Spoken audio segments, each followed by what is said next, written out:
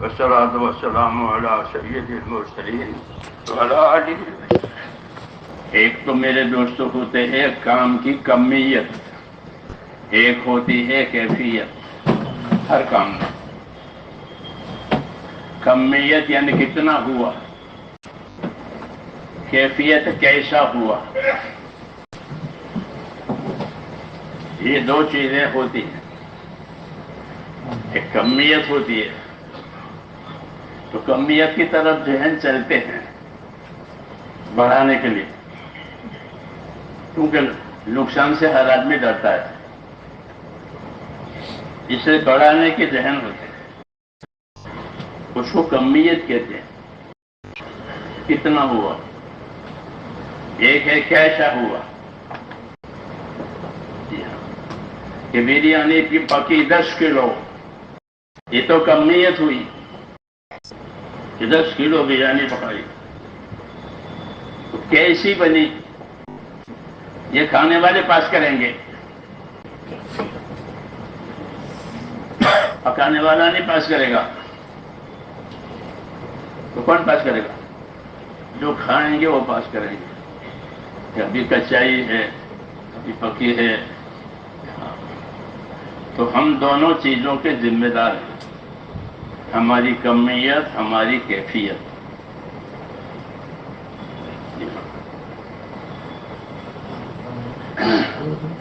کہ ہماری کیفیت کہ بھائی ایک آدمی داعی ہے تو وہ کیسا ہونا چاہیے، جس میں ڈاکٹر ہے کیسا ہونا چاہیے، کہ تجربہ کار ہونا چاہیے،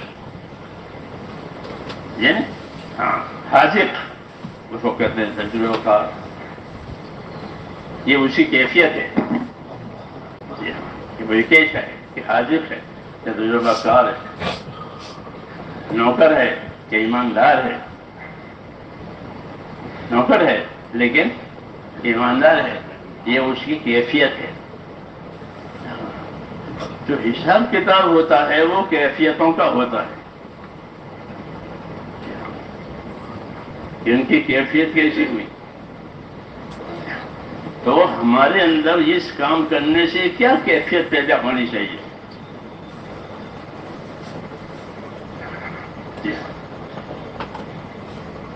یہ بھی ایک سوال ہے کہ ہم کس کیفیت کے ساتھ اس کام کو کریں۔ تو مختلف کیفیتیں ہوتی ہیں کام کرنے کی۔ ایک کیفیت ہوتی ہے استقامت کی، کہ پوری پابندی کے ساتھ کرے، اس کو استقامت کہتے ہیں، کہ استقامت کے ساتھ کام کرو۔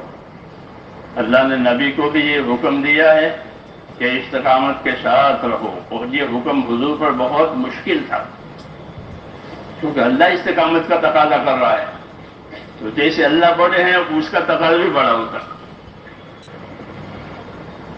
اس لیے یہ کام آپ پر، یہ حکم آپ پر بہت بھاری تھا۔ فاستقم کما امرت، جیسا آپ کو حکم دیا گیا ویسے پابند رہو۔ جی ہاں، تو یہ حکم آپ پر بھاری تھا، کیونکہ آپ جانتے تھے کہ استقامت کی بھی کوئی کیفیت ہوتی ہے جو اللہ تعالیٰ کے شایان نشان ہو۔ جی ہاں، تو اس کام میں کمیت بھی ہے کہ 100% مسلمان اس کو کریں، 100 مسلمان اس کی ذمہ داری لیں۔ عمران جیسا فرماتے تھے کہ پوری امت ایک ایک امتی کی ذمہ دار ہے، اور ایک ایک امتی پوری امت کا ذمہ دار ہے۔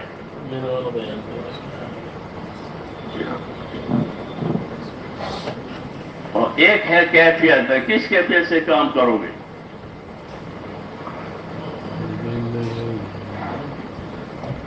تو میرے بھائیوں، ایک کیفیت یہ ہے کہ اللہ کو راضی کرنے کی نیت سے کریں، کہ اللہ ہم سے راضی ہو جائے، اور اس کام کے ذریعے سے ہم کو اپنی آخرت بنانی ہے، اور آخرت اس وقت بنے گی جبکہ اللہ راضی ہوگا۔ جس سے اللہ راضی ہوگا اس کی آخرت بنے گی، جس سے اللہ ناراض ہے اس کی آخرت بننا مشکل ہے۔ اس لیے پہلی بات کہ اپنے اندر یہ چیز پیدا کرنی ہے کہ میں اپنے اللہ کو راضی کروں مرنے سے پہلے. جی ہاں، یہ کیفیت ہے کہ اللہ کو راضی کرنا ہے مرنے سے پہلے. کیوں کہ اللہ سے ملنا ہے. ہاں، ہر آدمی اللہ سے ملاقات کرے گا، فاسق بھی کافر بھی سب. تو اللہ کو اس حال میں ملے کہ اللہ راضی ہو جائے، اللہ راضی ہو اور ہم ملیں. اس کے لیے اللہ تعالیٰ نے دین دیا ہے. وَرَضِيتُ لَكُمُ الْإِسْلَامَ دِينًا، کہ میں نے تمہارے لیے دین اسلام پسند کیا ہے.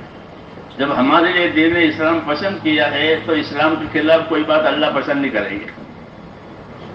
جی ہاں، اسلام کے خلاف کوئی بات اللہ پسند نہیں کرے گی. اس سے ہماری زندگی 100% دین ہی بنے.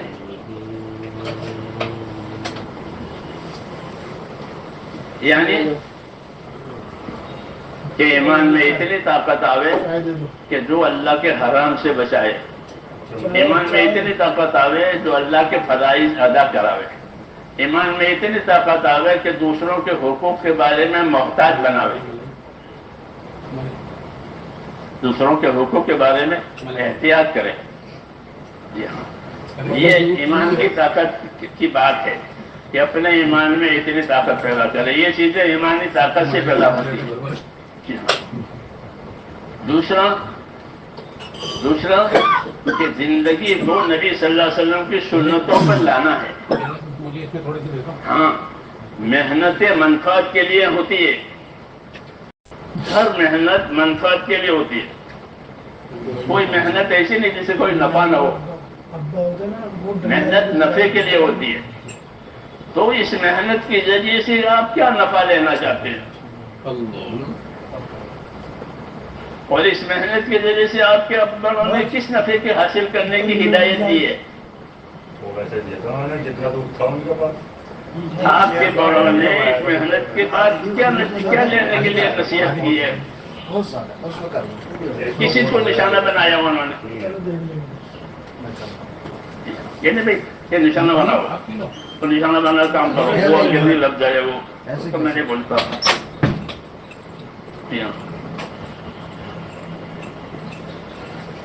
تو مولانا الیاس صاحب فرماتے تھے کہ ہماری محنت صرف اس وجہ سے ہے کہ جو باتیں جناب رسول اللہ صلی اللہ علیہ وسلم لے کر آئے ہیں وہ ہمارے اندر آ جائے. یہ محنت کا نفع اور محنت کا اصل مقصود ہے، نشانہ ہے. جی ہاں، ابن مسعود فرماتے تھے لوگوں سے کہ نبی کی سنت چھوڑ دو گے تو گمراہ ہو جاؤ گے. اس لیے ہماری زندگی اس محنت کے بعد اپنے نبی کی سنتوں پر آوے. علم و ذکر کا یہی مطلب ہے. علم و ذکر کا کیا مطلب ہے؟ علم و ذکر کا یہی مطلب ہے. ہمارے یہاں 6 باتیں ہیں، اس میں سے تیسری بات یہ ہے وہ کیا کہ صبح سے شام تک اور شام سے صبح تک کیا کیا سنتیں ہیں وہ ہماری زندگی میں آ گئی. اسی کو دیکھا جائے گا. قبر میں لوگ مردے کے سامنے حضور صلی اللہ علیہ وسلم پیش ہوں گے. ہاں، کہ ان سے کیا رابطہ رہا، ان سے کیا تعلق رہا، ان کو کیا جانتے ہو.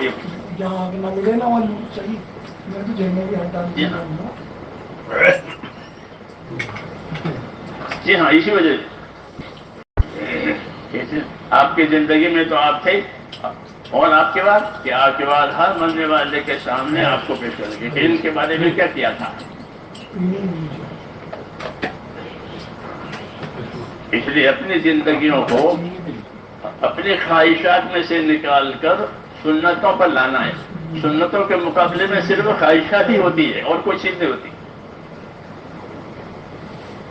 اور کوئی چیز خواہش سنت کے مقابلے نہیں کرتے، خواہشات مقابلہ کرتی ہیں. تو ہمارا خروج یعنی نکلنا یہ کس میں سے؟ گھروں میں سے نکلنا نہیں ہے. حیات الصحابہ لکھا ہے خواہشوں میں سے نکلنا، گھروں میں سے نہیں. گھروں میں سے نکلنا بہت آسان ہے. کیوں کہ فرصت ہیں، پیسے ہیں، آسودہ حال ہیں، نکل جائیں گے. ہاں، یہ خواہشوں میں سے نکلنا. کیونکہ ہمارے سامنے وہ ساری باتیں نہیں، یہ لوگ پڑھتے پڑھاتے تو ہے نہیں. ایک مستقل باب ہے حیات الصحابہ میں اپنی خواہشوں میں سے نکلنا، گھروں میں سے نہیں. کیوں گھروں میں سے بہت لوگ نکلتے ہیں کمانے کے لیے، سیر کرنے کے لیے، علاج کے لیے، شادیوں کے لیے نہیں جاتے لوگ باہر. ہاں وہ نہیں ہے کہ ہمارا خروج خواہشوں میں سے نکل کر سنتوں پر آ. دین طریقوں کا نام ہے. دین کس کا نام ہے؟ طریقوں کا نام ہے، ریواج کا نام نہیں ہے. دین طریقوں کا نام ہے، اور طریقے بھی نبی صلی اللہ علیہ وسلم کے، اور کسی نبی کے نہیں چلیں گے. ہاں اس لیے میرے بھائیوں، مولانا الیاس صاحب یہی فرماتے تھے کہ ہمارے کام کی اصلی غرض یہ ہے کہ جو باتیں جناب رسول اللہ صلی اللہ علیہ وسلم لے کر آئے ہیں وہ ہماری زندگی میں آوے، اور یہ باتیں ہر آدمی کی انفرادی زندگی میں دیکھی جائے گی. جتنی اجتماعی محنتیں ہوتی ہیں پھر اس کا جائزہ انفراد میں لیا جاتا ہے. 100 مریضوں کا علاج کرے گا ڈاکٹر، لیکن جب جائزہ لے کر رامن کرے گا تو ہر مریض کو الگ الگ دیکھے گا. ہر طالب علم کا الگ الگ امتحان ہوتا ہے. پڑھاتے ہیں سب کو مجموعی طور پر، وہ جانچنا الگ الگ ہوتا ہے. ہوتا ہی ہوتا. دینی تعلیم ہو، دنیاوی تعلیم ہو، جانچنا انفرادی، پڑھانا اجتماعی، علاج کرنا اجتماعی، پھر جانچ کے انفرادی، کس کو کتنا فائدہ ہوا، کس کو کتنی ضرورت ہے. تو یہ دونوں چیزیں ملحوظ رکھیں.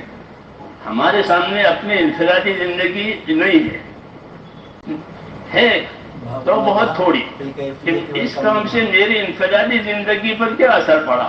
بازار میں سب لوگ کاروبار کرتے ہیں، لیکن وہ اپنی انفرادی حیثیت کو دیکھتے ہیں کہ اس تجارت سے میری انفرادی مالی حالت کتنی بڑی. یہ دیکھتے نا، یہ کہ لوگوں کی بڑھ گئی، کہ لوگ بہت کاروباری ہو گئے. اس کو نہیں دیکھتے وہ میری مالی حالت اس تجارت سے بڑی یا گھٹی. اللہ نے یہی دعوت دی ہے، وَلْتَنْظُرْ نَفْسٌ مَّا قَدَّمَتْ لِغَدٍ. ہر آدمی سوچا کرے میں نے اپنے آخرت کے لیے کیا کیا کیا ہے. تو انفرادیت بنانے کی دعوت دی ہے. ہاں دونوں چیزوں کو دیکھنا ہے کہ اجتماعیت کو بھی دیکھ لو، کیونکہ اجتماعیت پر انفرادیت کو پوچھنے کے لیے ہی ہوتی ہے. اجتماعیت کو ختم کرنے کے لیے، انفرادیت کو ختم کرنے کے لیے نہیں ہوتی. اجتماعیت سے انفرادیت کو قوت ملتی ہے، مجموعی محنت سے افراد بنتے ہیں. تو اب دیکھیں وہ افراد کتنے بنے، یعنی افراد میں وہ باتیں کیا کیا پیدا ہوئی. ہاں تو اسی میں کہتا ہے کمیت کیفیت کا فرق کرنا ہے، کتنے کا بہت، اور کیسے. ہاں وہ دیکھا گیا کیسے ہوئے. بہت بیماروں کا علاج ہوا، کیسے ہوئے. بہت غریبوں کی مدد کی، یہ کیفیت ہوئی، یہ کمیت ہوئی. بھائی کسی کو کتنا فائدہ ہوا، کسی کو کتنی پریشانی ختم ہوئی. یہ انفرادیت دیکھا جاتا ہے.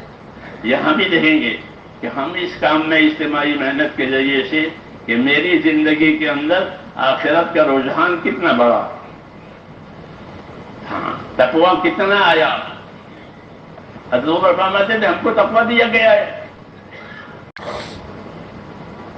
کہ تقویٰ طہارت کتنی آئی، پابندیاں اعمال کی سنتوں کی کتنی آئی.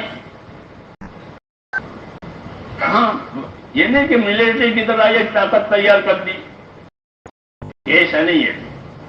بلکہ ہمارا ہر فرد ستارے کی طرح، صحیح حضور نے فرمایا میرا ہر صحابی ستارے کی طرح، کہ اس میں حرکت بھی ہے نور بھی ہے.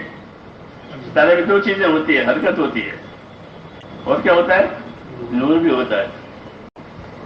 ہاں کہ ان کے اندر حرکت بھی ہے، اب جاندار ہیں یہ لوگ، سست نہیں ہے، حرکت ہے اور نور ہدایت لیے ہوئے ہیں.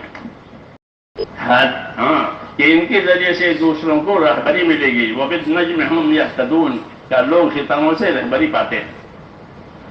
تو ہماری زندگی یہ ہے، دو رخی ہے. ایک رخ ہمارا اللہ کی طرف، ہاں ایک رخ اللہ کی طرف، کہ اللہ کی عبادت، اللہ کا تعلق، انابت اس کو کہتے ہیں کہ اپنے اندر انابت پیدا کرو. انابت کے معنی ہے دلوں کا رجوع کرنا، اعمال کا اہتمام کرنا اور توبہ کرنا. اس کو انابت کہتے ہیں کہ اپنے اندر انابت پیدا کرو. انابت ہوگی تو ہدایت ہوگی. وَيَهْدِي إِلَيْهِ مَن يُنِيبُ کہ اللہ اس کو ہدایت دے گا جس کے اندر انابت ہوگی. وہ انابت کا یہ مطلب ہے. اس لیے یہ چیزیں اپنے اندر پیدا کرنی ہے. جی ہاں، یہ نہیں سمجھو کہ ہم تو ہیں، ہم تو ہیں، ہم تو ہیں. یہ قناعت ہے. کاروبار میں کمانے میں کوئی قناعت نہیں کرتا کہ میں تو ہوں بازار میں، میری دکان بازار میں ہے، کھلی ہوئی ہے، ایسا کرتے ہو. بلکہ صبح شام دیکھتے ہیں کیا کمایا، کتنا کمایا. ہاں، کہ قناعت سے آدمی خسارے میں جائے گا. جی ہاں، اور سستی سے محروم رہے گا. سستی سے محروم ہوگا اور قناعت کرے گا تو خسارے میں رہے گا. بڑھنے والے بڑھ جائیں گے اور یہ پیچھے رہ جائے گا. اس لیے میرے دوستو، ہم کو دونوں طرح کی محنت کرنی ہے کہ محنت کی مقدار بھی ہو اور محنت کی کیفیت بھی صحیح ہو. محنت کی کیفیت بھی صحیح ہو. ہاں، یہ محنت صحیح ہے کہ یہ محنت حکموں پر چلنے والی، سنتوں پر چلنے والی، اپنے گناہوں سے توبہ کرنے والی. جو چیزیں ہم سے فوت ہو گئی ہیں، عبادتیں اس کے ادا کرنے والی. بہت سے لوگوں کی نمازیں ابھی باقی ہیں. جی ہاں، جماعت میں نکلنے سے پہلے کی باقی نمازیں ہیں، باقی زکاتیں ہیں.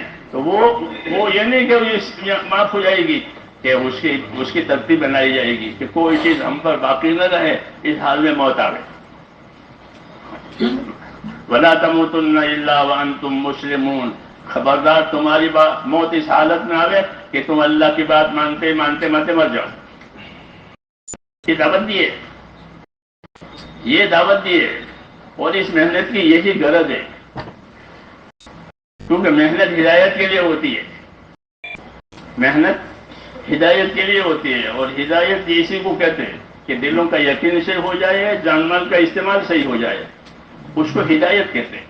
اس لیے یہ چیز اسی لیے ہے. اس لیے میرے بھائیوں، قناعت نہیں کرنی ہے. ہاں، قناعت نہیں کرنی ہے، بلکہ آخرت کی فکر میں اپنے آپ کو آگے بڑھانا ہے. اور آخرت کی فکر کے ساتھ اپنے عملوں کی پابندی. جی ہاں، سنتوں کی پابندی انفرادی زندگی میں یہ ضروری ہے کہ قبر میں ہر آدمی کو اس کی انفرادی زندگی دکھائی جائے گی. قیامت میں اجتماعی زندگیاں دکھائی جائے گی. جی ہاں، قیامت میں اجتماعی زندگیاں دکھائی جائیں گی. لوگ فوج در فوج آئیں گے، چوروں کی فوج، ڈاکوؤں کی فوج، متقیوں کی فوج.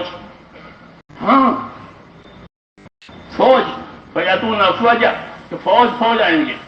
تو قیامت اجتماعیت دکھلائے گی. جی ہاں، اور قبر کہ قبر انفرادیت دکھائے گی. اور ان دونوں کے بنانے کا وقت یہی ہے، زندگی جب تک موت نہ آئے. سمجھ میں آئی نا بات؟ اس لیے اپنے آپ کو پابند بھی کرنا ہے، اخلاص کا بھی اہتمام کرنا ہے، اتباع کا بھی اہتمام کرنا ہے، تاکہ جہالت دور ہو. جب تک جہالت دور نہیں ہوگی جہنم سے بچنا نہیں ہوتا. جہالت جہنم میں لے جاتی ہے. جہالت، ہاں، ہم نے ایسا پڑھا ہے کہ جہالت جہنم میں لے جاتی ہے. ہاں، خود صلی اللہ علیہ وسلم نے جہالت مٹائی ہے. جی ہاں، اس لیے ہم اپنے آپ کو پابند کریں، سیکھیں، سکھائیں. جی ہاں، یہ تو سیکھنے کا چلتا پھرتا مدرسہ ہے. چلتا پھرتا مدرسہ ہے. جی ہاں، اس کام میں بڑی خیر ہے، بڑی خوبیاں ہیں. جی ہاں، صرف نقل و حرکت نہیں ہے، بلکہ نقل و حرکت کے ساتھ ساتھ اور بھی چیزیں ہیں اس کے اندر. وہ چیزیں لانی ہیں اپنے اندر. ہاں، تو پھر انشاءاللہ ان کی دعاؤں سے مسائل حل ہو جائیں گے. ہاں، یہ دعائیں مانگیں گے، ان کے مسئلے حل ہو جائیں گے. یہ صحابہ کو انعام یہی دیا گیا تھا کہ جب یہ کسی مسئلے کی دعا مانگتے مسئلہ حل ہو جاتا. کہ دعا کا انعام ملتا ہے نبی والے کام میں. عہدہ نہیں ملتا، مال نہیں ملتا، تو کیا ملتا ہے کہ دعا کا درجہ دے دیا جاتا ہے. ہاں، صحابہ ان کی دعائیں ہر وقت قبول ہوتی تھی. کیوں کہ وہ اس کام میں تھے. یہاں بھی یہی ہے کہ اس کام سے جو انعام ملتا ہے وہ ملتا ہے کہ دعاؤں میں قبولیت آتی ہے. ہاں، پاک زندگی ملتی ہے. پاک زندگی میں حیات طیبہ، کہ پاک زندگی دی جائے گی، تو پاک زندگی کا اثر یہی ہے کہ حقوق ادا ہو جائیں گے اللہ کے بندوں کے، اور دعاؤں میں قبولیت آئے گی۔ جی ہاں، اس لیے اس کام کو سمجھنے کی بھی ضرورت ہے اور کرنے کی بھی ضرورت ہے۔ ہاں، اللہ مجھے اور آپ کو نصیب فرمائے۔